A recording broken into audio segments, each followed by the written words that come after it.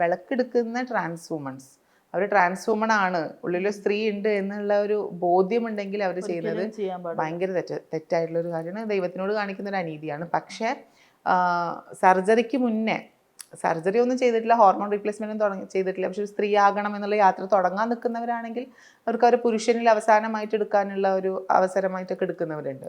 മുൻകാലങ്ങളിൽ അങ്ങനെ എടുത്തിട്ട് പിന്നീട് വന്നിട്ട് വിളക്ക് സമർപ്പിക്കാൻ വരുന്ന, സർജറി കഴിഞ്ഞിട്ട് സമർപ്പിക്കാൻ വരുന്ന കുറേ പേരെ കണ്ടിട്ടൊക്കെ ഉണ്ട്. അതെ, ഓക്കെ. ഇപ്പം ഇതുപോലത്തെ പല പല കാര്യങ്ങൾ നടക്കുമ്പോഴും ഇപ്പം പണ്ടത്തെ വെച്ച് നോക്കുകയാണെങ്കിൽ മാറ്റമുണ്ടോ ശരിക്കും ആളുകളുടെ ഇടപെടലുകൾ? വ്യത്യാസം വന്നിട്ടുണ്ട്. അതായത് ഒരു 2018-19 കാലഘട്ടത്തിലൊക്കെ ഒരു ആക്സെപ്റ്റൻസ് എന്ന് പറഞ്ഞാൽ ഭയങ്കര പ്യുവർ ആയിട്ടുള്ള വൈഡ് ആയിട്ടുള്ള ഒരു ആക്സെപ്റ്റൻസ് ആയിട്ട് എനിക്ക് തോന്നിയിട്ടുള്ളത്. കാലം പോകെ പോകെ പോകെ കമ്മ്യൂണിറ്റിക്കൊക്കെ തന്നെ സ്പ്ലിറ്റ് വന്നിട്ടുണ്ട്. പൊളിറ്റിക്കൽ പൊളിറ്റിക്സ് വ്യത്യാസം വന്നിട്ടുണ്ട്, ഐഡിയോളജീസ് വ്യത്യാസം വന്നിട്ടുണ്ട്, പലരും പല രീതിയിൽ സ്പ്ലിറ്റ് ആയിട്ടുണ്ട്. ആ ഒരു സോളിഡാരിറ്റിയോ ഒരു ഐക്യമോ ഒന്നും തന്നെ കാണാൻ പറ്റുന്നില്ല. അപ്പം അതുകൊണ്ട് തന്നെ മാറ്റം വന്നിട്ടുള്ളത് കുറച്ച് കോംപ്ലിക്കേറ്റഡ് മാറ്റമാണ്. നല്ല മാറ്റമല്ല, നല്ല മാറ്റങ്ങളുണ്ട്, ഒഫീഷ്യൽസിലൊക്കെ നല്ല മാറ്റങ്ങളുണ്ട്.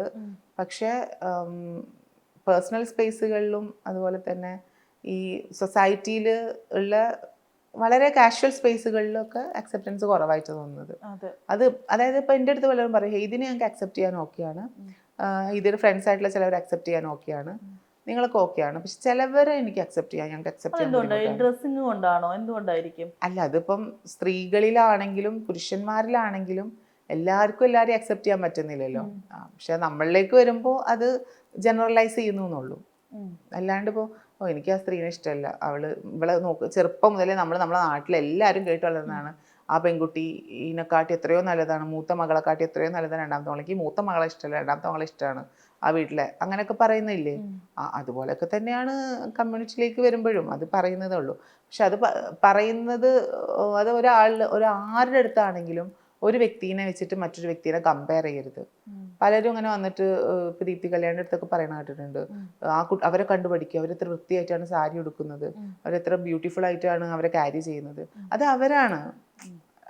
അത് വെച്ചിട്ട് ഇയാൾ ഫോഴ്സ്ഫുള്ളി ഇങ്ങനെ ആക്കരുത്, അങ്ങനെ ആക്കാൻ പറയുന്നത് ഭയങ്കര മോശം. കാരണം ഐഡന്റിറ്റിക്ക് വേണ്ടി പോരാടിയിട്ട് വന്നിട്ടുള്ള ആൾക്കാരാണ് ഓരോരുത്തരും.